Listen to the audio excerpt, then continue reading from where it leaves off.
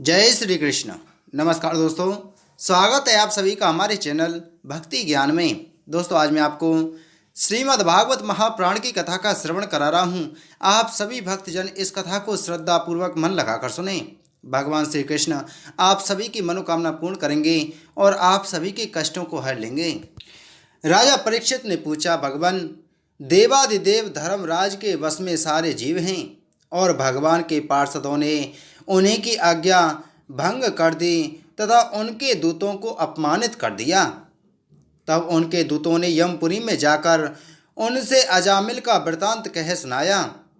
तब सब कुछ सुनकर उन्होंने अपने दूतों से क्या कहा, ऋषिवर, मैंने पहले यह बात कभी नहीं सुनी कि किसी ने किसी भी कारण से धर्मराज के शासन का उल्लंघन किया हो। भगवान, इस विषय में लोग बहुत संदेह करेंगे और उसका निवारण आपके अतिरिक्त दूसरा कोई नहीं कर सकता, ऐसा मेरा निश्चय है। श्री सुखदेव जी ने कहा, परीक्षित, जब भगवान के पार्षदों ने यमदूतों का प्रयत्न विफल कर दिया तब उन लोगों ने संयमनीपुरी के स्वामी एवं अपने शासक यमराज के पास जाकर निवेदन किया। यमदूत ने कहा, प्रभु, संसार के जीव तीन प्रकार के कर्म करते हैं, पाप, पुण्य अथवा दोनों से मिश्रित। इन जीवों को उन कर्मों का फल देने वाले शासक संसार में कितने हैं? यदि संसार में दंड देने वाले बहुत से शासक हों तो किसे सुख मिले और किसे दुख? इसकी व्यवस्था एक सी ना हो सकेगी। संसार में कर्म करने वाले के अनेक होने के कारण यदि उनके शासक भी अनेक हों तो उन शासकों का शासकपना नाम मात्र का ही होगा। जैसे एक सम्राट के अधीन बहुत से नाम मात्र के सामंत होते हैं, इसलिए हम तो ऐसा समझते हैं कि अकेले आप ही समस्त प्राणियों और उनके स्वामियों के भी अधीश्वर हैं। आप ही मनुष्यों के पाप और पुण्य के निर्णायक, दंडदाता और शासक हैं। प्रभु, अब तक संसार में कहीं भी आपके द्वारा नियत किए हुए दंड की अवहेलना नहीं हुई थी, किंतु इस समय चार अद्भुत सिद्धों ने आपकी आज्ञा का उल्लंघन कर दिया है। प्रभु, आपकी आज्ञा से हम लोग एक पापी को यातना गृह की ओर ले जा रहे थे, परंतु उन्होंने बलपूर्वक आपके फंदे काटकर उसे छुड़ा दिया। हम आपसे उनका रहस्य जानना चाहते हैं। यदि आप हमें सुनाने का अधिकारी समझें तो कहें। प्रभु, बड़े ही आश्चर्य की बात हुई कि उधर तो अजामिल के मुंह से नारायण यह शब्द निकला और उधर वे डरो मत कहते हुए झटपट वहां आ पहुंचे। श्री सुखदेव जी कहते हैं, जब दूतों ने इस प्रकार प्रश्न किया तब देव शिरोमणि प्रजा के शासक भगवान यमराज ने प्रसन्न होकर श्री हरि के चरण कमलों का स्मरण करते हुए उनसे कहा। यमराज ने कहा, दूतों, मेरे अतिरिक्त एक और ही चराचर जगत के स्वामी हैं। उन्हीं में यह संपूर्ण जगत सूत में वस्त्र के समान ओतप्रोत है। उन्हीं के अंश ब्रह्मा, विष्णु और शंकर इस जगत की उत्पत्ति, स्थिति तथा प्रलय करते हैं। उन्हीं ने इस सारे जगत को नते हुए बैल के समान अपने अधीन कर रखा है। मेरे प्यारे दूतों, जैसे किसान अपने बैलों को पहले छोटी छोटी रस्सियों में बांधकर फिर उन रस्सियों को एक बड़ी आड़ी रस्सी में बांध लेते हैं, वैसे ही जगदीश्वर भगवान ने भी ब्राह्मण आदि वर्ण और ब्रह्मचर्य आदि आश्रम रूप छोटी छोटी नाम की रस्सियों में बांधकर फिर सब नामों को वेदवाणी रूप बड़ी रस्सी में बांध रखा है। इस प्रकार सारे जीव नाम एवं कर्म रूप बंधन में बंधे हुए भयभीत होकर उन्हें ही अपना सर्वस्व भेंट कर रहे हैं। दूतों, मैं इंद्र, नृति, वरुण, चंद्रमा, अग्नि, शंकर, वायु, सूर्य, ब्रह्मा, 12 आदित्य, विश्व देवता, 8 वसु, साध्य, 49 मरुत, सिद्ध, 11 रुद्र, रजोगुण एवं तमोगुण से रहित भृगु आदि प्रजापति और बड़े बड़े देवता सब के सब सत्व प्रधान होने पर भी उनकी माया के अधीन हैं तथा भगवान कब क्या किस रूप में करना चाहते हैं इस बात को नहीं जानते। तब दूसरों की तो बात ही क्या है। दूतों, जिस प्रकार घट पट आदि रूपवान पदार्थ अपने प्रकाशक नेत्र को नहीं देख सकते, वैसे ही अंतःकरण में अपने साक्षी रूप से स्थित परमात्मा को कोई भी प्राणी इंद्रिय, मन, प्राण, हृदय या वाणी आदि किसी भी साधन के द्वारा नहीं जान सकता। वे प्रभु सबके स्वामी और स्वयं परम स्वतंत्र हैं। उनकी माया पति पुरुषोत्तम के दूत उन्हीं के समान परम मनोहर रूप, गुण और स्वभाव से संपन्न होकर इस लोक में प्राय विचरण किया करते हैं। विष्णु भगवान के सुर पूजित एवं परम अलौकिक पार्षदों का दर्शन बड़ा दुर्लभ है। वे भगवान के भक्त जनों को उनके शत्रुओं से, मुझसे और अग्नि आदि सब विपत्तियों से सर्वथा सुरक्षित रखते हैं। स्वयं भगवान ने ही धर्म की मर्यादा का निर्माण किया है। उसे ना तो ऋषि जानते हैं और ना देवता या सिद्धगण ही। ऐसी स्थिति में मनुष्य, विद्याधर, चारण और असुर आदि तो जान ही कैसे सकते हैं। भगवान के द्वारा निर्मित भागवत धर्म परम शुद्ध और अत्यंत गोपनीय है। उसे जानना बहुत ही कठिन है। जो उसे जान लेता है वह भगवत स्वरूप को प्राप्त हो जाता है। दूतों, भागवत धर्म का रहस्य हम 12 व्यक्ति ही जानते हैं। ब्रह्मा जी, देवर्षि नारद, भगवान शंकर, सनत कुमार, कपिल देव, स्वयंभव मनु, प्रहलाद, जनक, भीष्म पितामह, बलि, सुखदेव जी और मैं धर्मराज। इस जगत में जीवों के लिए बस यही सबसे बड़ा कर्तव्य है, परम धर्म है कि वे नाम कीर्तन आदि उपायों से भगवान के चरणों में भक्ति भाव प्राप्त कर लें। प्रिय दूतों, भगवान के नामोच्चारण की महिमा तो देखो। अजामिल जैसा पापी भी एक बार नामोच्चारण करने मात्र से मृत्यु पास से छुटकारा पा गया। भगवान के गुण, लीला और नामों का भली भांति कीर्तन मनुष्यों के पापों का सर्वथा विनाश कर दे। यह कोई उसका बहुत बड़ा फल नहीं है, क्योंकि अत्यंत पापी अजामिल ने मरने के समय चंचल चित्त से अपने पुत्र का नाम नारायण उच्चारण किया। इस नामाभास मात्र से ही उसके सारे पाप तो क्षीण हो ही गए, मुक्ति की प्राप्ति भी हो गई। बड़े बड़े विद्वानों की बुद्धि कभी भगवान की माया से मोहित हो जाती है। वे कर्मों के मीठे मीठे फलों का वर्णन करने वाली अथर्वाद रूपिणी वेदवाणी में ही मोहित हो जाते हैं और यज्ञ, याग आदि बड़े बड़े कर्मों में ही संलग्न रहते हैं तथा इस सुगम भगवान नाम की महिमा को नहीं जानते। यह कितने खेद की बात है। प्रिय दूतों, बुद्धिमान पुरुष ऐसा विचार कर भगवान अनंत में ही संपूर्ण अंतःकरण से अपना भक्तिभाव स्थापित करते हैं। वे मेरे दंड के पात्र नहीं हैं। पहली बात तो यह है कि वे पाप करते ही नहीं, परंतु यदि कदाचित संयोगवश कोई पाप भी बन जाए तो उसे भगवान का गुणगान तत्काल नष्ट कर देता है। जो समदर्शी साधु भगवान को ही अपना साध्य और साधन दोनों समझकर उन पर निर्भय हैं, वे बड़े बड़े देवता और सिद्ध उनके पवित्र चरणों का प्रेम से गान करते रहते हैं। मेरे दूतों, भगवान की गदा उनकी सदा रक्षा करती रहती है। उनके पास तुम लोग कभी भूलकर भी मत फटकना। उन्हें दंड देने की सामर्थ्य ना हम में है और ना साक्षात काल में ही। बड़े बड़े परमहंस दिव्य रस के लोभ से संपूर्ण जगत और शरीर आदि से भी अपनी अहिंसा ममता हटाकर अकिंचन होकर निरंतर भगवान मुकुंद के पादारविंद का मकरंद रस पान करते रहते हैं।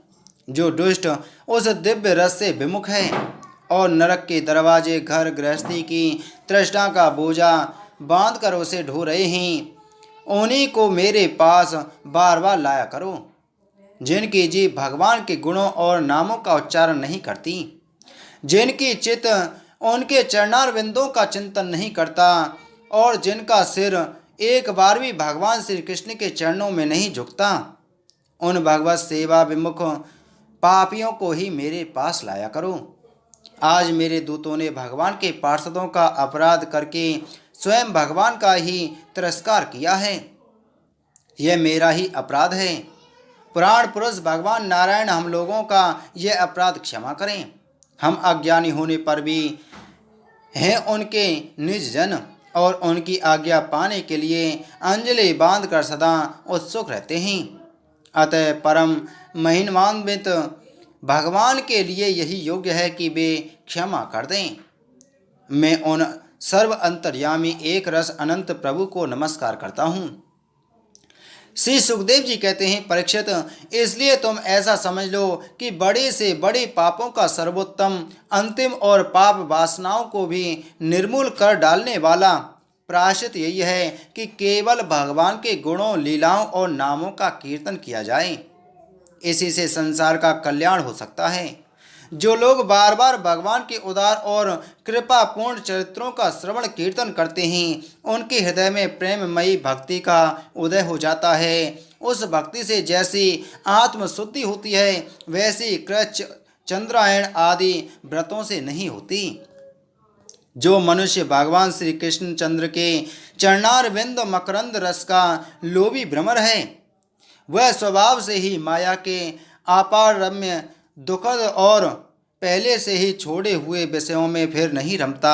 किंतु जो लोग उस द्रव्य रस से विमुख हैं, कामनाओं ने जिनकी विवेक बुद्धि पर पानी फेर दिया है, वे अपने पापों का मार्जन करने के लिए पुनः प्रायश्चित रूप कर्म ही करते हैं। इससे होता यह है कि उनके कर्मों की वासना मिटती नहीं और वे फिर वैसे ही दोष कर बैठते हैं। परीक्षित, जब यमदूतों ने अपने स्वामी धर्मराज के मुख से इस प्रकार भगवान की महिमा सुनी और उसका स्मरण किया, तब उनके आश्चर्य की सीमा न रही। तभी से वे धर्मराज की बात पर विश्वास करके अपने नाश की आशंका से भगवान के आश्रित भक्तों के पास नहीं जाते, और तो क्या, वे उनकी ओर आंख उठाकर देखने में भी डरते हैं। प्रिय परीक्षित, यह इतिहास परम गोपनीय, अत्यंत रहस्यमय है।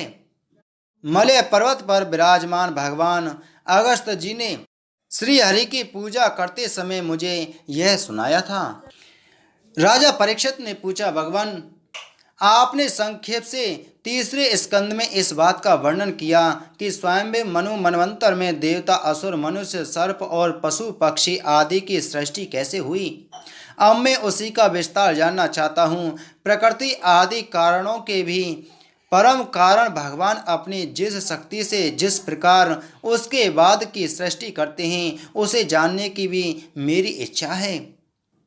श्री सूत जी कहते हैं, सौनक आदि ऋषियों, परम योगी व्यास नंदन श्री सुखदेव जी ने राजर्षि परीक्षित जी का यह सुंदर प्रश्न सुनकर उनका अभिनंदन किया और इस प्रकार कहा। श्री सुखदेव जी ने कहा, राजा, प्राचीन वहिर के 10 लड़के जिनका नाम प्रचेता था, जब समुद्र से बाहर निकले तब उन्होंने देखा कि हमारे पिता के निवृत्ति परायण हो जाने से सारी पृथ्वी पेड़ों से घिर गई है। उन्हें वृक्षों पर बड़ा क्रोध आया। उनके तपोबल ने तो मानो क्रोध की आग में आहुति डाल दी। बस उन्होंने वृक्षों को जला डालने के लिए अपने मुख से वायु और अग्नि की सृष्टि की। परीक्षित, जब प्रचेताओं की छोड़ी हुई अग्नि और वायु उन वृक्षों को जलाने लगी, तब वृक्षों के राजाधिराज चंद्रमा ने उनका क्रोध शांत करते हुए इस प्रकार कहा, माँ भाग्यवान प्रचेताओं, ये वृक्ष बड़े दीन हैं। आप लोग इनसे द्रोह मत कीजिए, क्योंकि आप तो प्रजा की अभिवृद्धि करना चाहते हैं और सभी जानते हैं कि आप प्रजापति हैं। महात्मा प्रचेताओं, प्रजापतियों के अधिपति अविनाशी भगवान श्री हरि ने संपूर्ण वनस्पतियों और औषधियों को प्रजा के हितार्थ उनके खान पान के लिए बनाया है। संसार में पंखों से उड़ने वाले चर प्राणियों के भोजन, फल, पुष्प आदि अचर पदार्थ हैं। पैर से चलने वालों के लिए घास, तृष्णा आदि बिना पैर वाले पदार्थ भोजन हैं। हाथ वालों के लिए वृक्ष, लता आदि बिना हाथ वाले, और 2 पैर वाले मनुष्यों आदि के लिए धान, गेहूँ आदि अन्न भोजन हैं। 4 पैर वाले बैल, ऊंट आदि खेती प्रवृत्ति के द्वारा अन्न की उत्पत्ति में सहायक हैं। निष्पाप प्रचेताओं, आपके पिता और देवादिदेव भगवान ने आप लोगों को यह आदेश दिया है कि प्रजा की सृष्टि करो। ऐसी स्थिति में आप वृक्षों को जला डालें, यह कैसे उचित हो सकता है। आप लोग अपना क्रोध शांत करें और अपने पिता पितामह प्रतितामह आदि के द्वारा सेवित सत्पुरुषों के मार्ग का अनुसरण करें। जैसे माँ बाप बालकों की, पलकें नेत्रों की, पति पत्नी की, गृहस्थ भिक्षुकों की और ज्ञानी अज्ञानियों की रक्षा करते हैं और उनका हित चाहते हैं, वैसे ही प्रजा की रक्षा और हित का उत्तरदायी राजा होता है। प्रचेताओं, समस्त प्राणियों के हृदय में सर्वशक्तिमान भगवान आत्मा के रूप में विराजमान हैं। इसलिए आप लोग सभी को भगवान का निवास स्थान समझें। यदि आप ऐसा करोगे तो भगवान को प्रसन्न कर लेंगे। जो पुरुष हृदय के उबलते हुए भयंकर क्रोध को आत्मविचार के द्वारा शरीर में ही शांत कर लेता है, बाहर नहीं निकलने देता, वह काल क्रम से तीनों गुणों पर विजय प्राप्त कर लेता है। प्रचेताओं, इन दीनहीन वृक्षों को और न जलाइए। जो कुछ बच रहे हैं उनकी रक्षा कीजिए, इससे आपका भी कल्याण होगा। इस श्रेष्ठ कन्या का पालन इन वृक्षों ने ही किया है, इसे आप लोग पत्नी के रूप में स्वीकार कीजिए। परीक्षित, वनस्पतियों के राजा चंद्रमा ने प्रचेताओं को इस प्रकार समझा बुझाकर उन्हें प्रमलोचा अप्सरा की सुंदरी कन्या दे दी और वे वहां से चले गई। प्रचेताओं ने धर्मानुसार उसका प्राणी ग्रहण किया। उन्हीं प्रचेताओं के द्वारा उस कन्या के गर्भ से प्राचेतस दक्ष की उत्पत्ति हुई। फिर दक्ष की प्रजा सृष्टि से तीनों लोक भर गए। इनका अपनी पुत्रियों पर बड़ा प्रेम था। इन्होंने जिस प्रकार अपने संकल्प और वीर से विविध प्राणियों की सृष्टि की, वह मैं सुनाता हूँ, तुम सावधान होकर सुनो। परीक्षित, पहले प्रजापति दक्ष ने जल, थल और आकाश में रहने वाले देवता, असुर एवं मनुष्य आदि प्रजा की सृष्टि अपने संकल्प से ही की। जब उन्होंने देखा कि वह सृष्टि बढ़ नहीं रही है, तब उन्होंने विंध्याचल के निकटवर्ती पर्वतों पर जाकर बड़ी घोर तपस्या की। वहाँ एक अत्यंत श्रेष्ठ तीर्थ है, उसका नाम है अघमर्षण। वह सारे पापों को धो बहाता है। प्रजापति दक्ष उस तीर्थ में त्रिकाल स्नान करते और तपस्या के द्वारा भगवान की आराधना करते। प्रजापति दक्ष ने इंद्रियातीत भगवान की हंस गुह नाम के स्त्रोत से स्तुति की थी। उसी से भगवान उन पर प्रसन्न हुए थे। मैं तुम्हें वह स्तुति सुनाता हूँ। दक्ष प्रजापति ने इस प्रकार स्तुति की। भगवान, आपकी अनुभूति, आपकी चित्त शक्ति अमोघ है। आप जीव और प्रकृति से परे उनके नियंता और उन्हें सत्ता स्फूर्ति देने वाले हैं। जिन जीवों ने त्रिगुणमयी सृष्टि को ही वास्तविक सत्य समझ रखा है, वे आपके स्वरूप का साक्षात्कार नहीं कर सके हैं, क्योंकि आप तक किसी भी प्रमाण की पहुंच नहीं है। आपकी कोई अवधि, कोई सीमा नहीं है। आप स्वयं प्रकाश और परात्पर हैं। मैं आपको नमस्कार करता हूँ। यूँ तो जीव और ईश्वर एक दूसरे के सखा हैं तथा इसी शरीर में इकट्ठे ही निवास करते हैं, परंतु जीव सर्वशक्तिमान आपके सख्य भाव को नहीं जानता।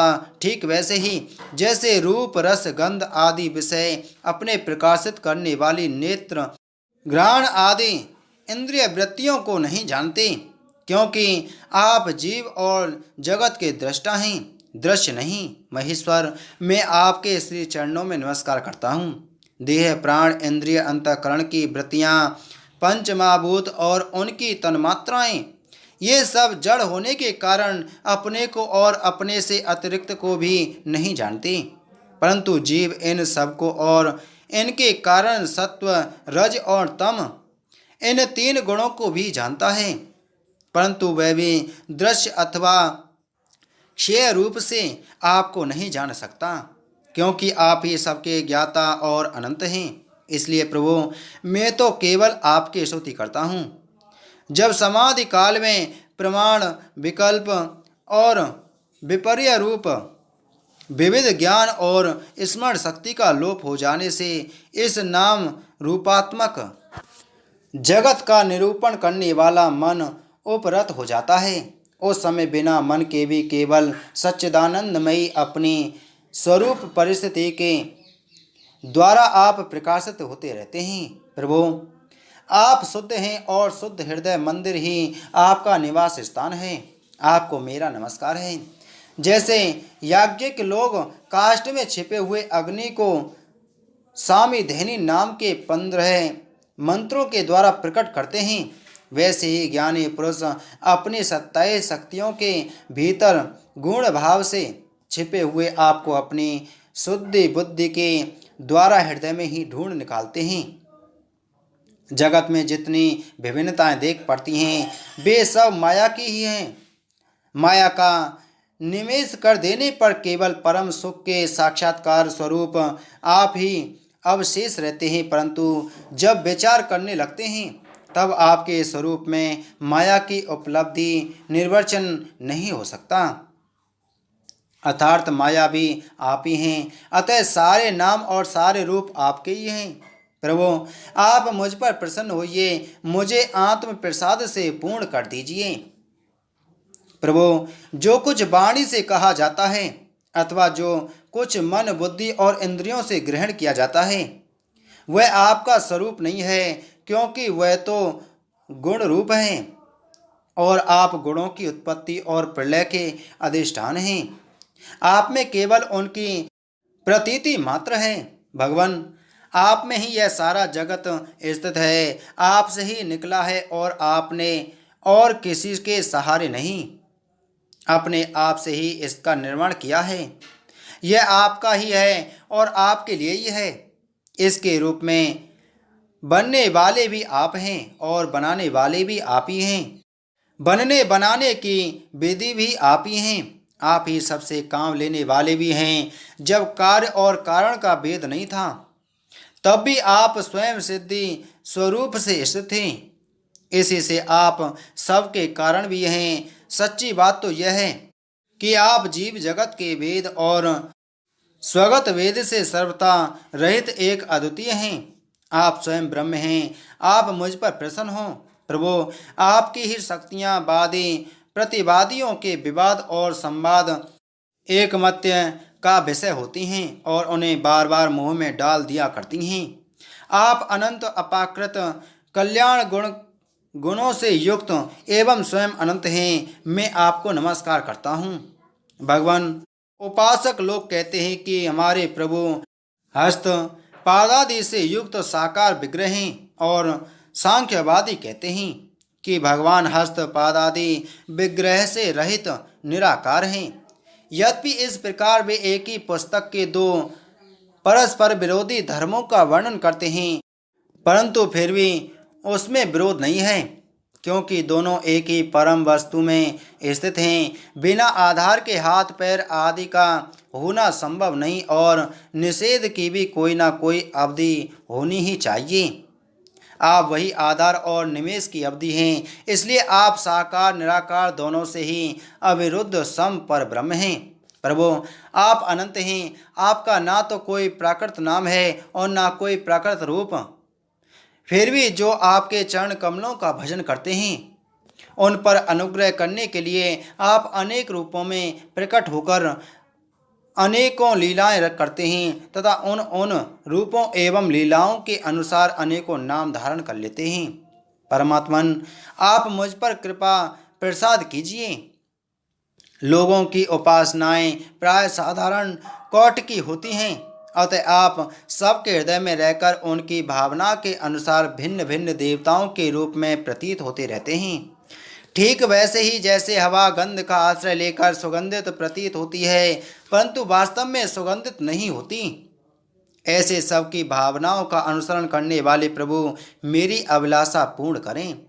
श्री सुखदेव जी कहते हैं, परीक्षित, विंध्याचल के अगमर्षण तीर्थ में जब प्रजापति दक्ष ने इस प्रकार स्तुति की, तब भक्त वत्सल भगवान उनके सामने प्रकट हुए।